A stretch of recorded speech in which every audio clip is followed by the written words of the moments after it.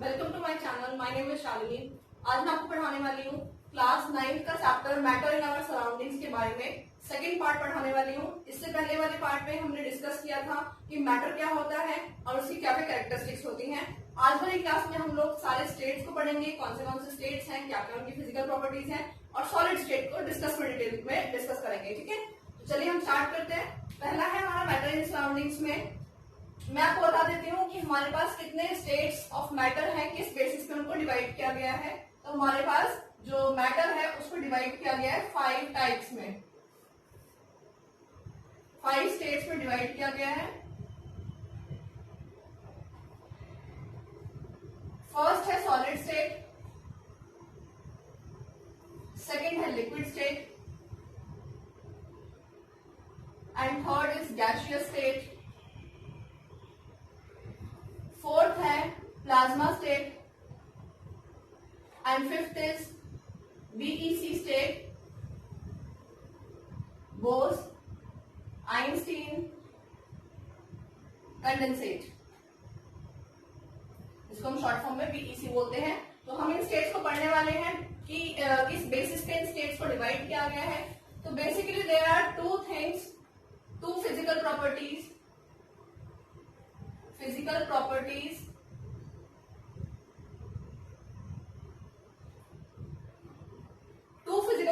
है हमारे पास जिसपे हम इनको डिवाइड कर सकते हैं इन सारी स्टेट्स में। जैसे पहली बात ये आती है, हम लिख सकते हैं heading two physical properties which are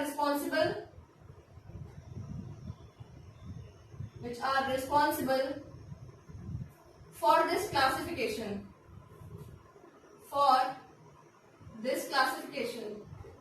जो क्लासिफिकेशन हमने किया है उसके लिए कौन सी दो प्रॉपर्टीज जो है वो रिस्पॉन्सिबल हैं। तो जो पहली प्रॉपर्टी जो रिस्पॉन्सिबल है वो ये है फोर्स ऑफ अट्रैक्शन।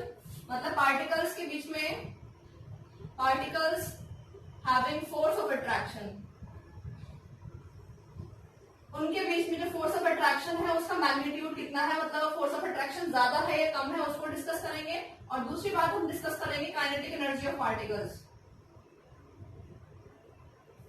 मैं इनको भी डिटेल में समझाऊंगी आपको, kinetic energy of particles.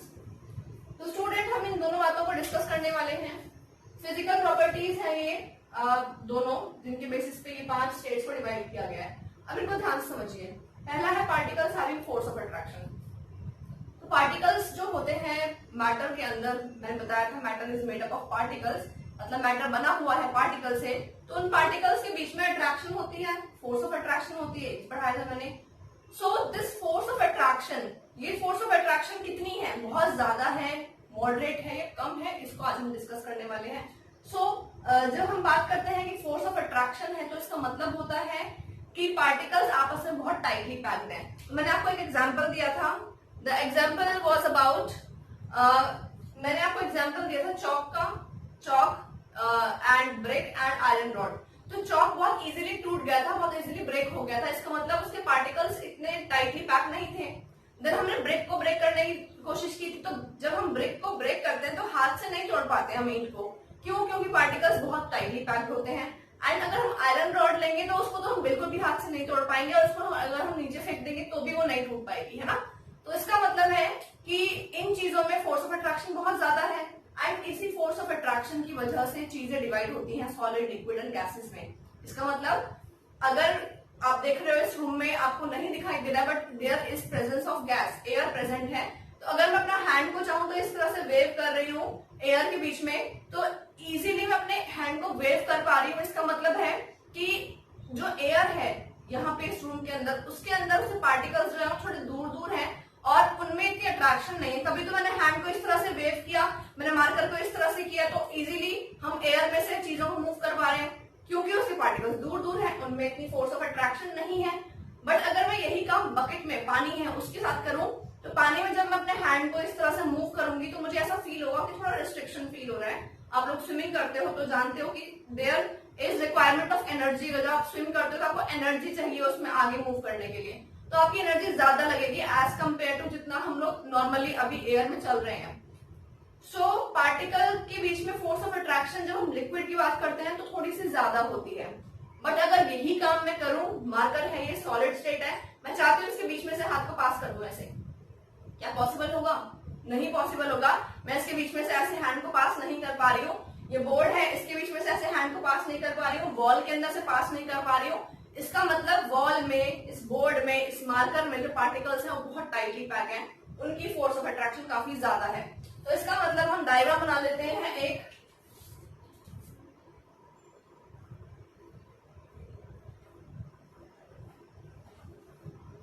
Solids में पार्टिकल्स काफी पास पास होते हैं, लिक्विड्स में काफी दूर हैं, एंड गैसेस में तो काफी ज्यादा दूर हैं। तो मैं बात कर रही हूँ फोर्स ऑफ अट्रैक्शन की, तो आप देख रहे हो यहाँ पे पार्टिकल कितने ज्यादा पास हैं, क्लोज हैं। इसका मतलब क्या है? पार्टिकल्स के बीच में फोर्स ऑफ अट्रैक्शन बहुत ज्यादा है ना, the particles are very close. तो ये पार्टिकल, दो पार्टिकल और ये जो सारे पार्टिकल्स हैं कितने ज्यादा क्लोज हैं, तो आप देख सकते हो कि force of attraction very high. Force of attraction क्या है? Very high. और यहाँ पे कैसी है फोर्स ऑफ अट्रैक्शन? मॉडरेट, क्योंकि पार्टिकल्स एक दूसरे को इतना अट्रैक्ट नहीं कर रहे हैं, थोड़े दूर दूर हैं। और यहाँ पे पार्टिकल कैसे हैं? काफी ज्यादा दूर हैं, तो force of attraction very less या वेरी लो। एयर में पार्टिकल्स जो है वो काफी दूर दूर है, इसका मतलब हम एयर में इजीली किसी भी चीज को ऐसे ऐसे हैंड को मूव करेंगे तो हमारा हाथ आसानी से एयर में मूव हो पा रहा है। इसका मतलब फोर्स ऑफ अट्रैक्शन उनकी पार्टिकल्स के बीच में काफी कम है।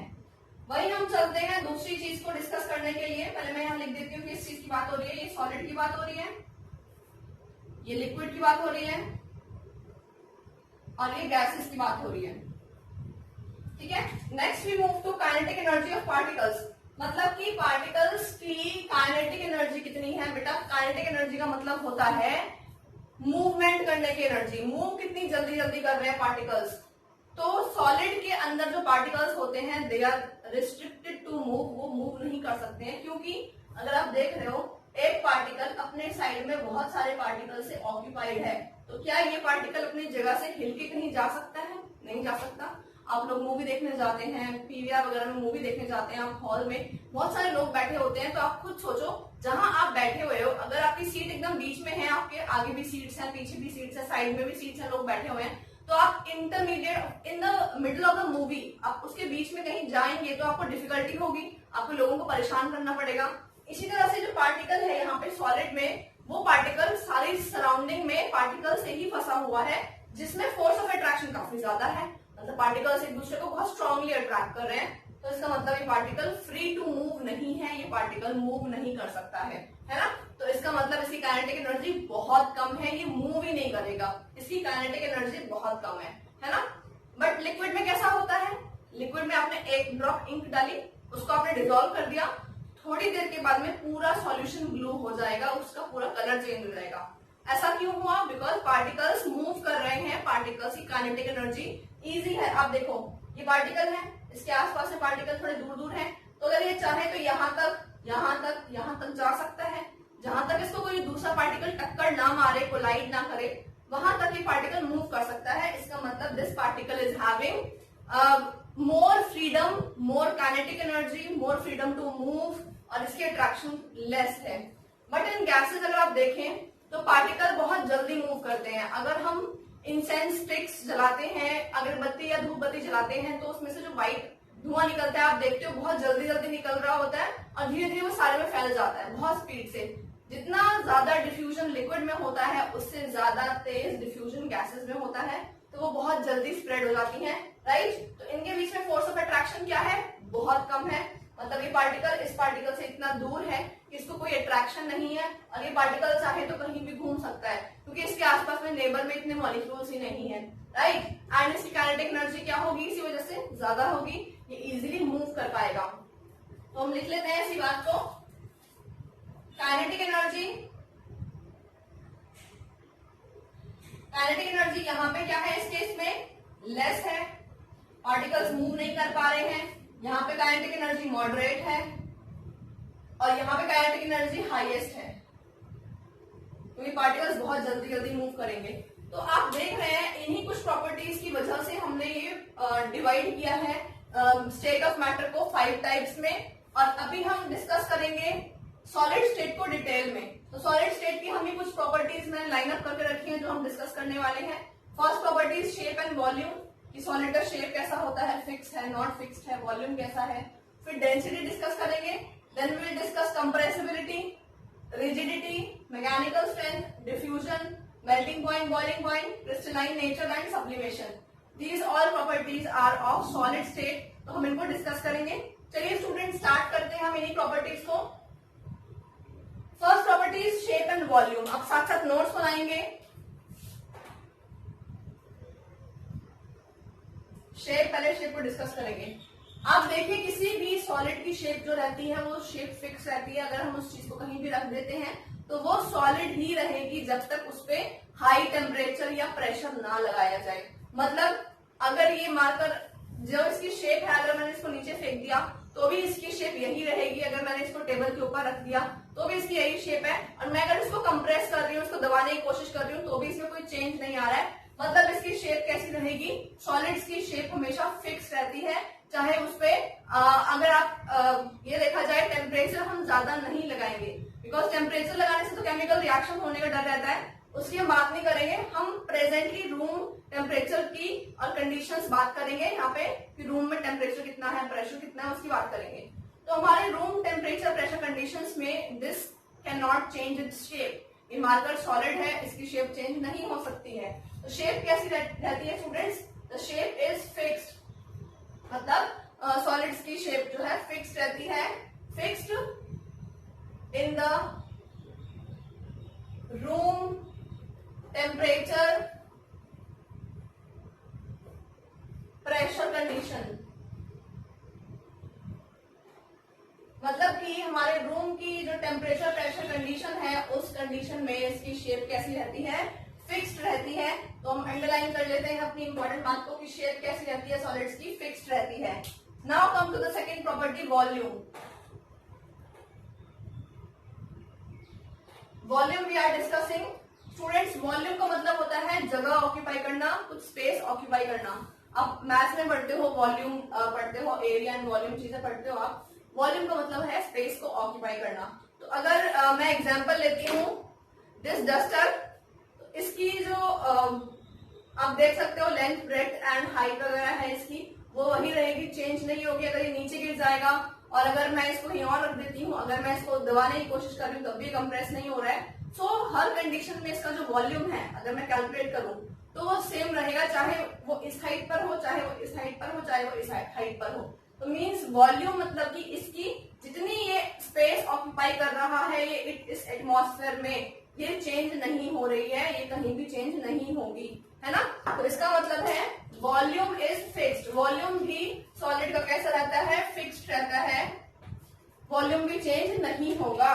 तो हमने अभी क्या डिस्कस किया, shape and volume we have discussed. Next property पे चलते हैं, कंप्रेसिबिलिटी, थर्ड।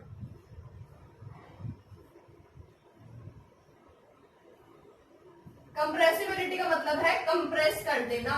कंप्रेस करना मतलब प्रेशर लगाना और उसको दबाने की कोशिश करना, कंप्रेस करना। फिर चेक करना क्या ये कंप्रेस होंगे या नहीं होंगे। तो देखते हैं हम इसको, मार्कर को मैं अगर इस पर प्रेशर लगा रही हूँ, कंप्रेस कर रही हूँ, तो क्या ये कंप्रेस हो रहा है, नहीं हो रहा है, ये अपनी शेप चेंज नहीं कर रहा है। It means compressibility is very very less या फिर नेग्लिजिबल। नेग्लिजिबल का मतलब ना के बराबर, ये कंप्रेस नहीं होगा सॉलिड, है ना। तो हम यहाँ पे लिख लेते हैं solids are not compressible,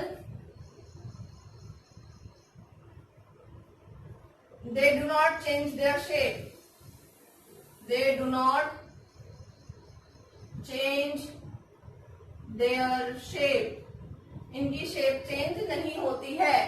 बेटा अभी हम सिर्फ प्रॉपर्टी डिस्कस कर रहे हैं, आगे हम ये भी डिस्कस करेंगे कि रीजंस क्या हैं इन बातों के, क्यों ऐसा हो रहा है, तो वो भी डिस्कस करूंगी मैं आपके साथ में। तो हमने देखा कंप्रेसिबिलिटी क्या है, they are not compressible, they are negligible compressible या नहीं होंगे। इसका एक्सेप्शन है, एक एक्सेप्शन क्या है, स्पॉन्ज। आप सबने स्पॉन्ज देखी होगी, स्पॉन्ज होती है, फोम होती है, उसको अगर आप वो सॉलिड होती है, उसको अगर आप कंप्रेस करोगे या दबाने की कोशिश करोगे तो वो कंप्रेस हो जाएगी, है ना। तो अगर स्पॉन्ज को आप कंप्रेस करते हो और वो स्पॉन्ज कंप्रेस हो रही है तो क्या वो सॉलिड नहीं है, क्या वो सॉलिड नहीं है, क्योंकि हम सॉलिड्स के लिए तो बोल रहे हैं, सॉलिड्स कंप्रेसिबल ही नहीं होते हैं, है ना। तो स्पॉन्ज क्यों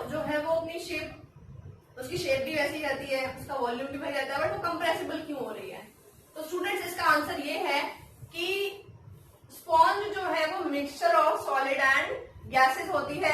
कैसे? अब ये देखिए, अगर मैं एक स्पॉन्ज का टुकड़ा बना रही हूँ, ड्रॉ कर रही हूँ, तो जो उसकी हाइट वगैरह है जो है उसके बीच में छोटे छोटे पोर्स होते हैं। आप ये नोटिस करोगे, अगर आपने देखी होगी स्पॉन्ज या फोम देखी होगी, तो उसके बीच में छोटे छोटे पोर्स होते हैं, है ना।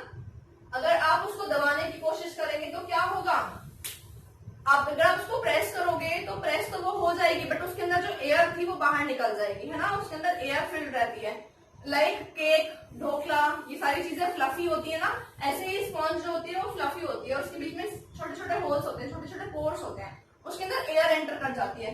तो sponge is compressible just because of, क्योंकि इसके बीच में एयर फिल्ड है, मतलब स्पंज के अंदर सॉलिड होने के साथ साथ उसके अंदर थोड़ी अमाउंट जो है वो गैस भी फिल्ड होती है। और जब हम कंप्रेस करते हैं तो सॉलिड कंप्रेस नहीं होता है, उसके अंदर की गैस जो है वो बाहर निकल जाती है। उसके अंदर जो एयर फिल्ड होती है, उसके पोर्स के अंदर एयर है, वो बाहर निकलती है। इसका मतलब स्पॉन्ज तो कंप्रेसिबल नहीं है, बट उसके अंदर की जो एयर है वो बाहर निकल रही है। ठीक है स्टूडेंट्स, तो हम कह सकते हैं ये एक्सेप्शन क्यों है, लिख लेते हैं यहाँ पे, it is mixture of solid and gaseous state. On compressing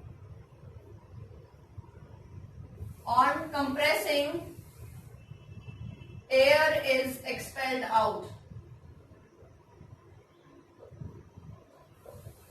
तो अगर आप उसको कंप्रेस भी कर रहे हैं तो क्या बाहर निकल रहा है, उसकी एयर एक्सपेल्ड आउट हो रही है। This is not completely solid, ये सिर्फ सॉलिड नहीं है। ठीक है स्टूडेंट्स, तो ये इसका एक्सेप्शन हो गया, ये हमने डिस्कस कर लिया। कई बार क्वेश्चन पूछ लेता है कि स्पॉन्ज जो है वो कंप्रेसिबल क्यों हो जाती है, क्यों कंप्रेसिबल है स्पॉन्ज, क्यों दब जाती है। ठीक है, तो वो हमने डिस्कस कर लिया है। तो चलते हैं नेक्स्ट पे, फोर्थ पे। Fourth is rigidity. रिजिडिटी का मतलब होता है कोई चीज रिजिड है मतलब हार्ड है, रिजिड मतलब हार्डनेस, हार्ड, मतलब कि वो बहुत स्ट्रॉन्ग है, वो उसमें बहुत ज्यादा स्ट्रेंथ है। ऐसा क्यों, ये आप देख रहे हो मार्कर बहुत ज्यादा स्ट्रॉन्ग है, इसको मैं प्रेस कर रही हूँ, मोड़ने की कोशिश कर रही हूँ, ये नहीं हो रहा है। इसी तरह ये डस्टर भी है, डस्टर भी जो वुड है वो बहुत हार्ड है, ये भी नहीं फोल्ड हो रही है। ये आप बोर्ड देख रहे हैं, साइड में एल्यूमिनियम की कवरिंग है, वो वॉल है, चेयर्स होती हैं, बेंचेस होते हैं, सारी चीजें रिजिड होती हैं, हार्ड होती हैं, इनको आप नहीं ब्रेक कर सकते हो। तो सॉलिड्स हार्ड होते हैं, वही हमें पता है कि सॉलिड्स रिजिड होते हैं। ठीक है, तो क्यों होते हैं रिजिड, वो भी आपको पता है क्यों होते हैं, क्योंकि पार्टिकल इतने पास पास है। अगर हम उसको मोड़ने की कोशिश करेंगे भी तो पार्टिकल कहाँ जाएगा, कहीं नहीं जाएगा, पार्टिकल वहीं रहेगा। तो पार्टिकल्स कैसे होते हैं, पार्टिकल्स बहुत पास पास पैक्ड होते हैं, बहुत टाइटली पैक्ड होते हैं और वो हिल नहीं सकते अपनी जगह से, इसीलिए they are rigid in nature. ठीक है स्टूडेंट्स, तो हम लिख लेते हैं रिजिडिटी मतलब सॉलिड्स आर हार्ड,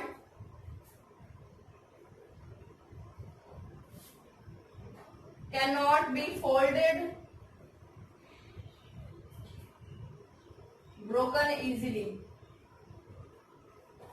हम इनको फोल्ड नहीं कर सकते, ब्रेक नहीं कर सकते इजीली, क्योंकि ये हार्ड होते हैं और इनकी स्ट्रेंथ जो है वो बहुत ज्यादा रहती है। नेक्स्ट प्रॉपर्टी में चलेंगे, डेंसिटी के बारे में डिस्कस करेंगे कि डेंसिटी क्या होती है। तो स्टूडेंट्स डेंसिटी क्या होती है, डेंसिटी का मतलब होता है कितना डेंस है कोई चीज, डेंस कितना है उसको हम डिस्कस करेंगे। डेंस का मतलब है how densely the particles are arranged. Dense का मतलब होता है कितनी कम से कम जगह में ज्यादा से ज्यादा चीजें फिक्स हो रखी हैं या फिट हो रखी हैं। अगर आप क्लास में देखो, आपकी क्लास में 40 स्टूडेंट्स के लिए बेंचेस और चेयर्स आ सकती हैं, उससे ज्यादा की कैपेसिटी नहीं है, बट 40 से ज्यादा 50 थोड़ी बहुत निकलने की जगह भी मान लीजिए बेंचेस के बीच में, वो जगह भी हटा दी जाए, मतलब बेंचेस और चेयर्स को इतने पास पास क्लोज कर दिया जाए कि एक और लाइन बन जाए, वहां पे एक और बेंच और चेयर की लाइन लगा दी है और 10 स्टूडेंट और उस क्लास में बैठ गए, मतलब 40 की कैपेसिटी थी, अब 50 बैठ चुके हैं। तो हमने क्या किया, हमने उसी जगह में नंबर ऑफ स्टूडेंट बढ़ा दिए, उसी जगह में, ध्यान देना इस बात को। डेंसिटी का मतलब होता है, पॉइंट नंबर 5 डिस्कस कर रहे हैं, डेंसिटी। डेंसिटी का मतलब है मास पर यूनिट वॉल्यूम। मास का मतलब होता है वजन, कितना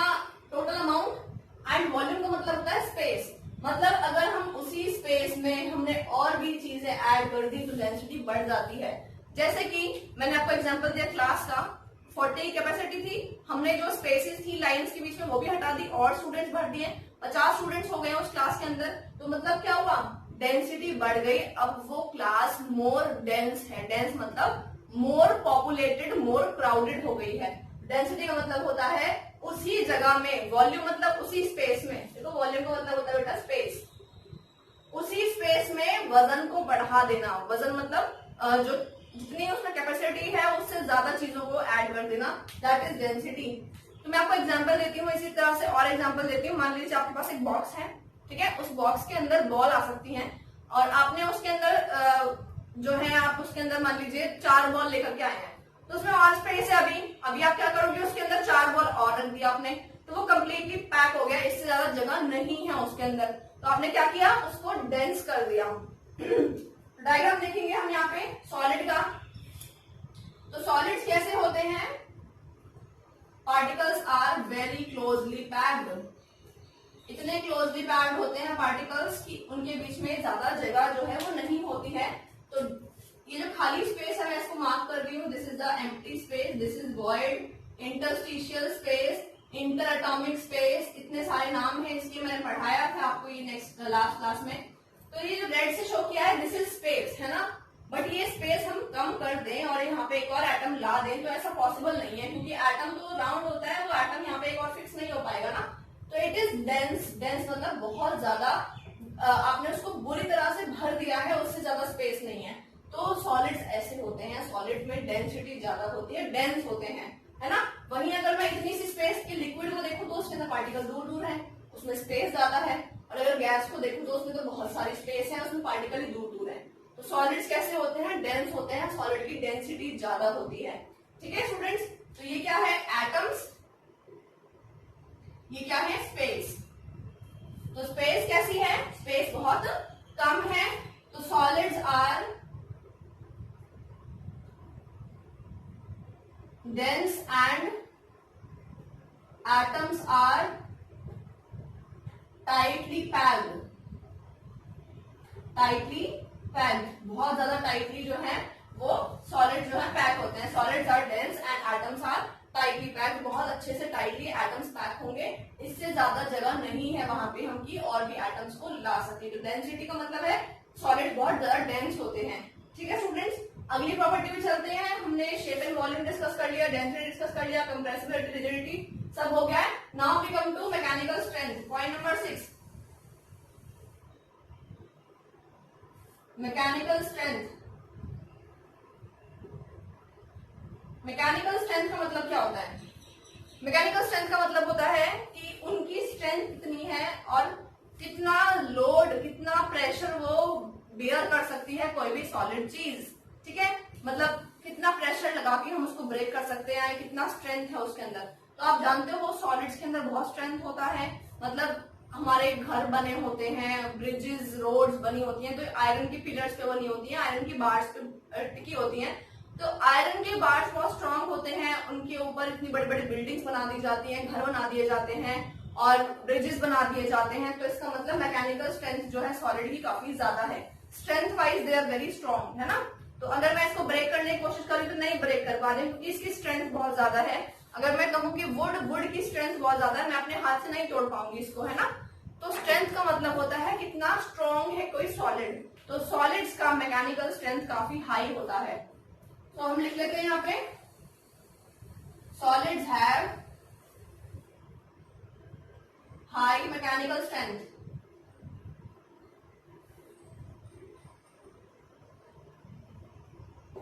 Solids have high mechanical strength, मतलब strong means they are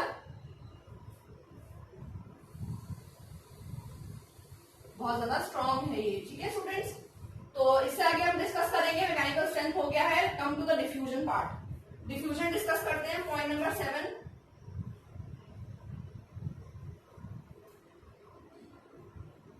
diffusion का मतलब होता है पार्टिकल्स कितने फ्री हैं, कितने मूव कर पाते हैं। तो आप खुद बताओ, इतनी सारी प्रॉपर्टीज पढ़ने के बाद में आपको समझ में आ गया होगा डिफ्यूजन का मतलब होता है स्प्रेड होना। क्या ये पार्टिकल्स स्प्रेड हो सकते हैं, इजिली मूव कर सकते हैं? सोचो आप खुद, एटम्स जो है वो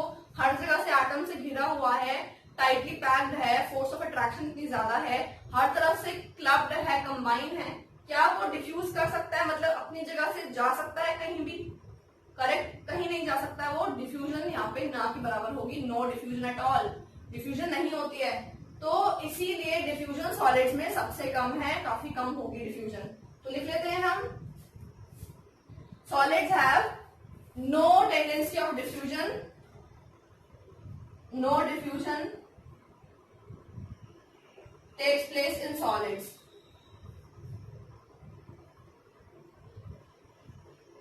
तो सॉलिड्स में कोई डिफ्यूजन नहीं होती है, पार्टिकल्स जो है वो मूव नहीं कर सकते, एक जगह से दूसरी जगह नहीं जा सकते हैं, ठीक है, क्यों, वही रीजन है, क्योंकि वो टाइटली पैक्ड है, राइट। चलिए नेक्स्ट पॉइंट पे चलते हैं, melting point and boiling point को डिस्कस करते हैं, और उसके बाद दो प्रॉपर्टीज और हैं उनको भी डिस्कस करेंगे। तो point number 8 is melting point and boiling point. Melting point boiling point कैसा होता है सॉलिड के केस में,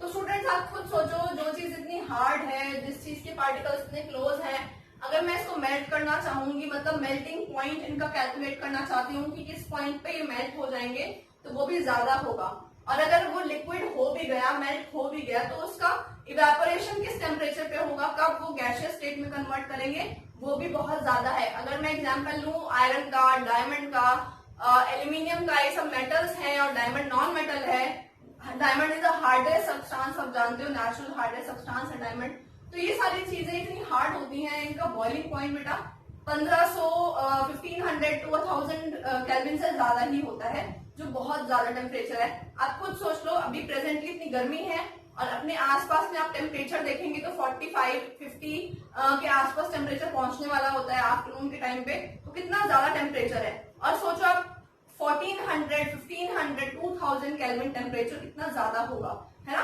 तो वो टेम्परेचर जो है वो होता है मेल्टिंग पॉइंट या बॉइलिंग पॉइंट सॉलिड के केस में, जो कि बहुत ज्यादा है, it is extremely high, right. तो लिख लीजिए, solids have very high melting and boiling point.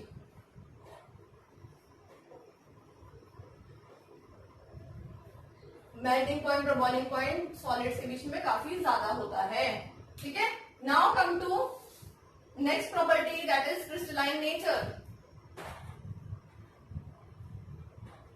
Crystalline nature, तो इसका मतलब क्या होता है क्रिस्टलाइन नेचर का। स्टूडेंट्स, कुछ सॉलिड्स होते हैं वो अमॉर्फस होते हैं, कुछ सॉलिड्स होते हैं क्रिस्टलाइन होते हैं, ये आपने पहली बार सुना होगा आज। अमॉर्फस का मतलब होता है कुछ डिफरेंट टाइप का पाउडर होना। अमॉर्फस सॉल्ट मतलब मैं आपको एग्जांपल दूंगा, आप टेल्कम पाउडर यूज करते हो, जो गर्मियों में पाउडर यूज करते हो आप लोग, टेल्कम पाउडर, उस पाउडर को आप अपने हाथ पे लीजिए और उसका टेक्सचर फील कीजिए, वो बहुत सॉफ्ट होता है नेचर में। और वहीं अगर आप सॉल्ट लीजिए अपने हाथ में और सॉल्ट को फील करो, तो आपको सॉल्ट में कुछ पीसेस फील होंगे कि वो कुछ ऐसा फील होगा, कुछ उसमें पार्टिकल्स हैं, कुछ चुभ रहा है ना, कुछ सॉलिड है जो चुभ रहा है आपको। तो जो चीज थोड़ी हार्ड होती है, चुभने वाला सॉल्ट होगा, अगर उसमें जो क्रिस्टलाइन नेचर होगा, उसको हम बोलते हैं क्रिस्टलाइन नेचर, मतलब वो जो सॉलिड है उसमें पार्टिकल्स हैं जो क्रिस्टल की फॉर्म में है। और अगर मैं आप वही बात कर रही थी, आटे की बात करिए, अगर आप फ्लोर की बात करिए, टैल्कम पाउडर की बात करिए, तो वो सॉफ्ट होता है, उसमें कुछ चुभता नहीं है आपको, ठीक है। तो दैट इज नॉट क्रिस्टलाइन, वो अमॉर्फस होता है। तो क्रिस्टलाइन नेचर का मतलब होता है कि solids have definite geometry,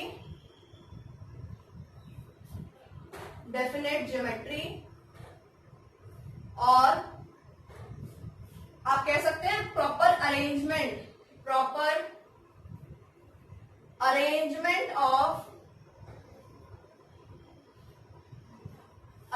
of particles. Solids have definite geometry or proper arrangement of particles known as crystal lattice. मैं आपको ड्रॉ करके दिखा देती हूँ क्रिस्टल लैटिस कैसा होता है। अगर मैं NaCl की सॉल्ट की बात करती हूँ तो वो कैसा होता है NaCl, देखते हैं। NaCl में स्टूडेंट्स एक Na+ का एटम होगा, दूसरा Cl- का, एक Na+, दूसरा Cl-, इसी तरह से यहाँ पे Cl-, फिर Na+, फिर Cl-, फिर Na+, इस तरह से पूरा सॉल्ट जो है वो अरेंज रहता है। ठीक है, इस तरह से पूरा अरेंज रहता है वो, एक एटम दूसरा एटम सब लाइन में अरेंज है, सब लाइन में लगे हुए हैं। ठीक है, तो अगर वो इतने अच्छे से पैक्ड हैं और लाइन में लगे हुए हैं तो इनको हम बोलते हैं this is the arrangement known as crystal lattice. This is the crystal arrangement of any solid. अगर वो क्रिस्टलाइन नेचर का है तो उसके अंदर इस तरह से पार्टिकल्स जो है अरेंज रहेंगे। एक्चुअली थोड़े और पास रहेंगे, यहाँ पे जगह नहीं रहेगी उनके बीच में। ठीक है, इस तरह से रहेंगे वो, खाली स्पेस नहीं होगी इनके बीच में। ठीक है, तो आप देख लीजिए स्पेस कितनी कम है।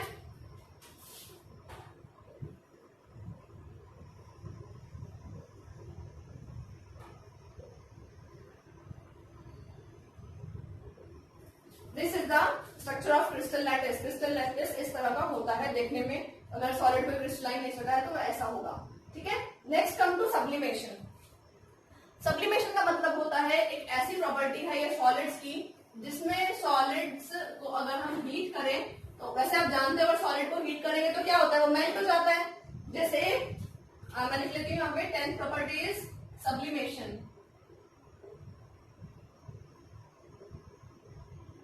सब्लिमेशन का मतलब होता है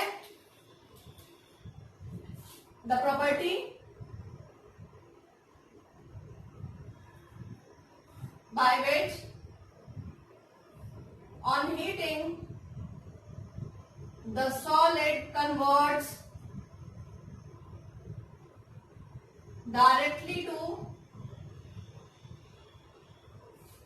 gaseous state without going in liquid state। ठीक है स्टूडेंट्स, जैसे मैं आपको एग्जांपल देती हूँ, अगर आइस का एग्जांपल देती हूँ तो अगर आइस है, आइस इज वाटर राइट, इसको आप हीट करेंगे तो क्या होगा, वो वाटर बन जाएगा, लिक्विड बन जाएगा। यहाँ पे ये सॉलिड स्टेट में है, फिर वो क्या बनेगा, लिक्विड बन जाएगा। और फिर मैं उसको अगर हीट कर देती हूँ तो एक टेम्परेचर के बाद वो क्या हो जाएगा, वाटर वेपर हो जाएगा, है ना, ये आप जानते हो। अगर आइस है, आइस को आप मेल्ट करते हो, आइस को हम मेल्ट कर दे मतलब धूप में गर्मी में रख देते तो मेल्ट कर जाती है, पानी बन जाता है, तो आइस बन जाएगी वाटर। उसको और हीट कर दीजिए, आपने उसको गैस पर रख दिया, 4-5 बर्फ के क्यूब लेकर के, आइस क्यूब लेकर के आपने हीट करना शुरू कर दिया और वो इवेपोरेट, धीरे धीरे इवेपोरेट हो जाए, बॉयल हो जाए। बॉयल होने के बाद में वो वाटर वेपर बनना स्टार्ट हो जाता है। तो वाटर वेपर जो है वो भी एक स्टेट है, मतलब सॉलिड, लिक्विड, गैस, ये बन जाते हैं। बट कुछ सॉलिड्स ऐसे होते हैं जो क्या होते हैं, जैसे I2 का मैं आपको एग्जांपल देती हूँ। I2 is a solid, iodine का सॉलिड है, अगर मैं उसको हीट करती हूँ तो वो लिक्विड स्टेट में नहीं आता, वो डायरेक्टली आयोडीन के वेपर्स बन जाते हैं, आयोडीन के डायरेक्ट वेपर्स बन जाएंगे। तो this condition is known as sublimation. This is sublimation. ठीक है students, this condition is known as sublimation.